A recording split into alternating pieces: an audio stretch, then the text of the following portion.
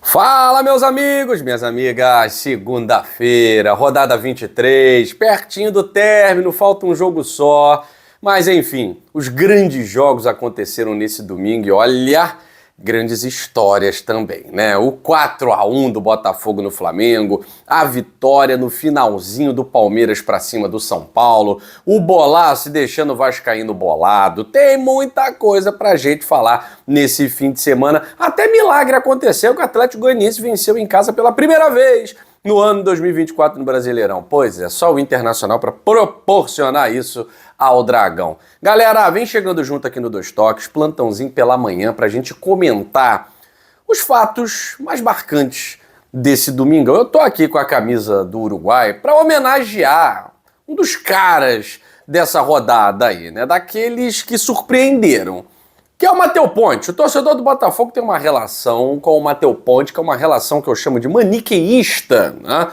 Ou é 8 ou 80. É relação maniqueísta. Quando ele fez o gol, Matheus Ponte, gênio, elemento surpresa. Quando rolou o gol de empate, pô, o que ele tem que fazer, ele não faz.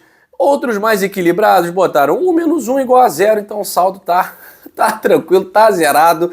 Mas a grande verdade é que o uruguaio do Botafogo vem suprindo muito bem a ausência do experiente Damian Soares e o torcedor do Botafogo não tem ficado com saudades do uruguaio mais experiente. Vamos falar também dessa vitória na conta do argentino Flaco Lopes, hein? Muita gente falando que o Estevão foi maldoso ali no lance da contusão do jogador de São Paulo, que foi direto para ambulância, foi para o hospital.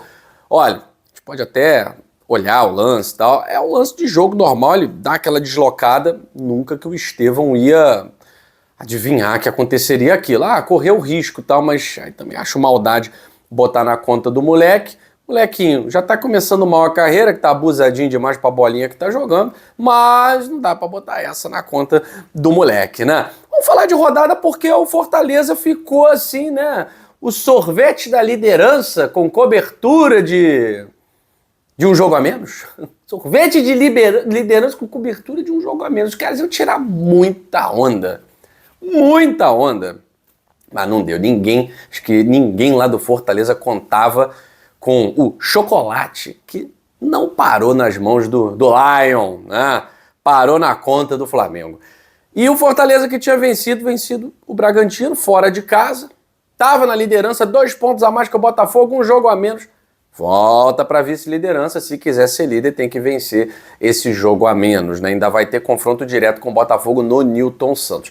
A grande verdade é que o Botafogo amassou, é que o Botafogo humilhou, é que o Botafogo trucidou o Flamengo. Só um time jogou. Essa é a verdade. Só o Botafogo jogou. E aí ficou marcado, o clássico fica marcado, além do baile do chocolate, pela cena, já tá virando patética, né? Pela cena patética do Bruno Henrique, que eu nem acho que seja mais aquele jogador, nem perto daquele jogador, né, que foi há 5 anos, 4 anos, olha o tempo que tá passando, Bruno Henrique. E essa coisinha dentro de campo e tal, eu sou até favorável à zoeira dentro de campo na comemoração. Sou do tempo que Romário fazia assim para arquibancada e não levava cartão amarelo. Sou do tempo em que Edmundo fazia a dança da bundinha e não levava cartão amarelo. Sou do tempo em que Túlio Maravilha corria pra galera e não levava cartão amarelo. Renato Gaúcho também. Paulo Nunes, Edilson, aquela briga.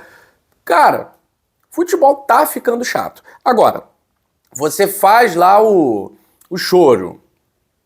E na hora que faz o cheirinho, você quer ficar brabinho, aí é melhor você parar com essa cena patética do choro, porque na verdade quem tá chorando aí o tempo inteiro é o Bruno Henrique, é o Marcos Braz, é o goleiro do Flamengo. Ontem foram mais de 5 desculpas diferentes para essa derrota. É só falar assim, irmão, fomos amassados. Pronto, acabou, vamos pensar no jogo da Bolívia. É só falar isso, amigo. Porque eles descansaram 2 horas a mais. É porque isso, é aquilo e tal, porque a gente estava com desfalque, todo mundo tem desfalque. O Flamengo até pouco tempo se gabava de ser o melhor plantel, o melhor elenco da América. Que melhor elenco é esse que não joga um, não joga outro, machuca um, machuca outro, toma 4? Então não é o melhor elenco. Então isso é tudo papo furado de flapresa e de mídia que só atrapalham. Quando, na verdade, o que eu vejo ali é que precisa de reforço. Tá claro. O Flamengo precisa de reforços. Mas tem hora que o papel da Flapress é atrapalhar o Flamengo. Criar uma ilusão. Ah, campeão carioca com sobras, sem tomar gol, sem perder, sem isso, tem aquilo, tal, Tite. Olha o desserviço que faz para o Flamengo. É isso. Então, tem vantagens e desvantagens de você ter uma mídia toda focada em agradar o Flamengo e ao flamenguista. Ontem a narração da Sport TV parecia que era Flá TV. Faltou lamentar nos gols do Botafogo, né? A turminha que estava lá comentando e narrando principalmente, né? Mas o Botafogo que não tem nada a ver com isso. Achei interessante que no final do jogo o Gatito Fernandes foi lá falar com o Bruno Henrique, né? Vai lá chorar, chora aí agora. Vai lá chorar, não gostou, tal. O Igor Jesus ficou rindo da cara dele, tipo, que cidadão patético esse aqui, né? Que gosta de zoar e não aceita zoeira. E aí no final, Marlon Freitas foi lá, conversou, tu não fez o chororô? Então vai pra casa, rapaz, tu não fez lá, brincou cá, a gente brinca aqui. Ele mesmo na declaração, no final do primeiro tempo, a repórter vai lá e pergunta pra ele, né? A repórter preparadíssima, né? Fez uma pergunta. E o chororô, né? Você sempre faz aqui, né? O que acontece? Pergunta da repórter, né? E aí, a zoeira, ele falou até certo. Não, é dentro de campo, então. Pô, a resposta foi perfeita, cara. E tinha mandado benzão. Aí viu que não é dentro de campo, viu que ficou a mágoazinha, porque o Matheus Martins foi lá fazer o cheirinho. É dentro de campo, Bruno Henrique. A brincadeira é dentro de campo, não tem que ser levada para fora de campo. Fez o gol, brincou, zoou. Levou o gol, o outro foi lá, brincou, zoou. Acabou, tá tudo certo, é 4-1, cada um vai para sua casa, um comemora, o outro lamenta. E beleza. Mas não, tem que ficar criando uma situação constrangedora para ele mesmo, né? E ficou sozinho ali, porque ninguém se envolveu nessa. Um troço patético que tá com a cara do Bruno Henrique. Chorou no 2-0, chorou de novo agora. Tá ficando feio, tá ficando feio. A situação do Flamengo pode ficar mais feia ainda. E eu digo pra vocês, hein? Digo pra vocês. Tite pode ser demitido no meio da semana, tá? Tite pode ser demitido no meio da semana.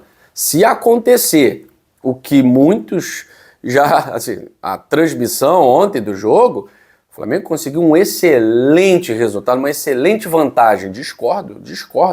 Se levar só 2-0 para a Bolívia, não tem nada de excelente.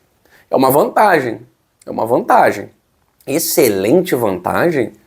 Não vejo dessa forma não, tá? Então tava a transmissão sempre falando, Botafogo vantagem mínima, Flamengo uma excelente vantagem, tem nada de excelente. E se acontecer o que está em vias de, porque com os desfalques que tem e com o elenco, o melhor da América, que eu não estou vendo nada disso dentro de campo, a eliminação para o Bolívar pode ser uma realidade. E acontecendo a eliminação para o Bolívar, não tem essa de estar em quarta de final de Copa do Brasil, não. Tite vai para a rua, hein? Tite vai para a rua. A pressão está muito grande. Resultado de 2-0 foi conseguido no apagar das luzes. E se rolar a eliminação para o Bolívar, o trabalho do Tite acaba. Pode escrever o que eu estou te falando. Ao contrário, o Arthur Jorge ontem falou, né? O pessoalzinho da UOL foi lá perguntar, de Al Rayyan e tal. Não entrou em mérito de ninguém e tal. Disse, é muito bom ter o trabalho valorizado, mas eu estou muito feliz aqui no Botafogo. Estou focado no Botafogo, muito feliz no Botafogo. Diferente do outro treinador, que já há um tempo não falava que estava feliz. Sempre criticando, sempre cobrando, sempre dando muito claro que estava infeliz, né? Estou falando do Luiz Castro. O Botafogo chega com muita moral pro jogo contra o Palmeiras na quarta-feira. E o Palmeiras como chega? O Palmeiras pegou um time de São Paulo realmente reserva, quase todo reserva. O Botafogo pegou um time misto do Flamengo, até porque deve ser quase o mesmo time que vai jogar contra o Bolívar. Arrascaeta é dúvida, De La Cruz é dúvida, Pedro é dúvida, Vinha não joga. Então ontem jogou Arrascaeta, jogou Gerson, Arrascaeta saiu no iniciozinho do jogo, Ayrton Lucas, então assim, o zagueiro Fabrício Bruno, Rossi, o Luiz Araújo é que foi poupado. O Bruno Henrique deve jogar, né? Então o Flamengo foi com um time misto e, na verdade, o time que ele tem. O São Paulo poupou todo mundo. Então o Palmeiras conseguiu a vitória no último minuto de acréscimos de 13 minutos. Mas por que tantos acréscimos? Realmente, o jogo ficou parado por conta da contusão, da queda do jogador de São Paulo, e muitos, falei no início, né, tentaram, olha a maldade desse moleque, moleque tá começando mal no futebol, moleque maldoso, mau caráter, tal. Menos, né, galera? Menos. O Estevão é um garoto, realmente, um garoto. Às vezes a gente acha, a assessoria de imprensa pede pro cara fazer cara de, tipo o Hendrick, né, cara de marrento, tal. Tudo isso é personagem. Por dentro tem um moleque inseguro pra caramba, tá? Porque todo mundo é ser humano, beleza? Então, assim, botar na conta do Estevão, maldade nesse lance. Futebol, acontece muito isso. O cara tá pulando, você faz aquela caminha de gato ali, parece que é instintivo, tá? Você dá uma deslocada, parece que a gente... Tipo, o juiz não vai ver. Pô, hoje tem VAR, cara. Então, assim, muito difícil de um lance como esse ser validado, não ser marcado falta e tal. Estevão ali foi moleque, deu mole e tal, e acabou tendo consequência ali ingrata, né? Consequência ingrata que foi o jogador de São Paulo saindo até de ambulância, tá? Agora, fez um bom jogo o Estevão, né? Acho que o Botafogo, pensando no jogo contra o Palmeiras, tem que reforçar bem ali aquele lado, né? O Marçal vai ter que prestar muita atenção, ou o Cuiabano, muita atenção. E o Palmeiras venceu o São Paulo por 2-1 no último lance, no último minuto, com uma falha do goleiro, né? Porque não existe um goleiro sair com as mãos e um atacante com a cabeça conseguir pular mais alto, ser mais inteligente. Não tem como. Ontem o Rafael foi uma lástima. E dizem que é goleiro de seleção brasileira, hein? Que eme a sua seleção, hein, Dorival? Mas que eme, hein? Pois é, falhou várias vezes e entregou a paçoca no último minuto.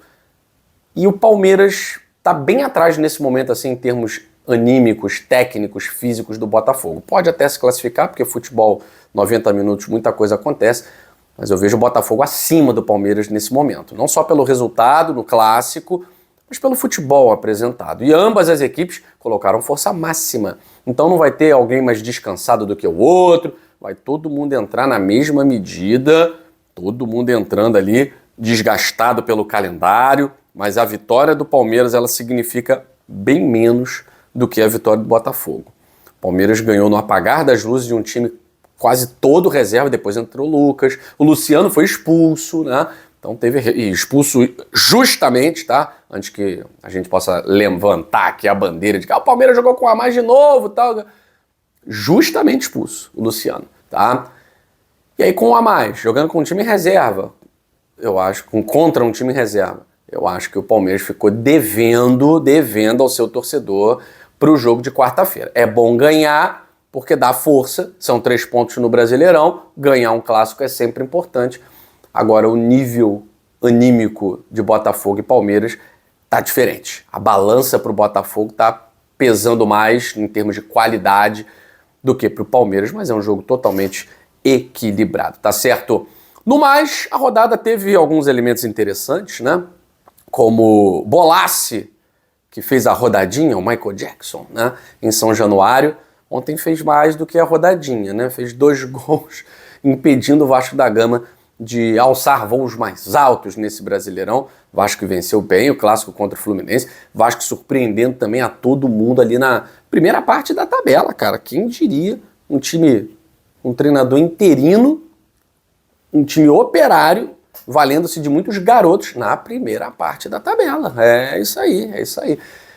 E tomou o gol do Criciúma no finalzinho, né? Criciúma é aquele time operário que vai lutar até o final para se manter na primeira divisão, vai contar com a força do Heriberto Rios, né? No mais, o Atlético Paranaense, que também está poupando forças, né? Perdeu para o Juventude dentro de casa, aquelas coisas assim que não dá para acontecer, né? E o Atlético Goianiense conseguiu sua primeira vitória jogando dentro de casa contra um Internacional que eu não sei a que veio o Internacional. Sem Copa do Brasil, sem Sul-Americana, a que veio o Internacional?